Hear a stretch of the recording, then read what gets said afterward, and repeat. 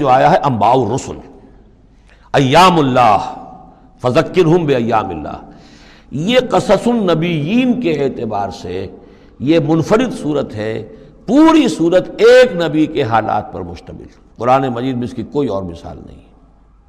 پھر یہ کہ اس میں وہ رنگ ہے ہی نہیں کہ حضرت یوسف علیہ السلام نے یہ دعویٰ کیا ہو کہ میں رسول ہوں، مجھے مانو، میری اطاعت کرو، اور وہاں کی جو قوم تھی اور بادشاہ جو تھا اس سے کوئی تعاون نہ کیا ہو، کچھ نہیں، وہ انداز ہی نہیں مانو گے تو عذاب آئے گا، کچھ نہیں۔ تو نبی میں اور رسول میں جو فرق ہوتا ہے وہ بھی آپ کنٹراسٹ اچھی طرح سمجھ لیجئے۔ حضرت یوسف نبی تھے، رسول نہیں تھے۔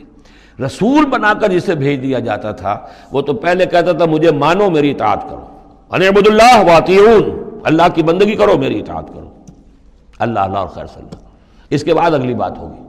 لیکن نبی کا معاملہ یہ نہیں ہوتا۔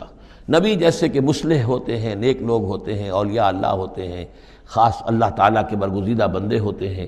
اب ظاہر بات ہے کہ ایسے بھی ہوتے ہیں جیسے ہماری اس امت کے اندر حضور کے بعد کتنے ہیں اولیاء اللہ پیدا ہوئے ہیں، اونچی شخصیت ہے، کیونکہ وحی کا دروازہ بند ہو چکا ہے، نبی ان میں سے کوئی نہیں ہے۔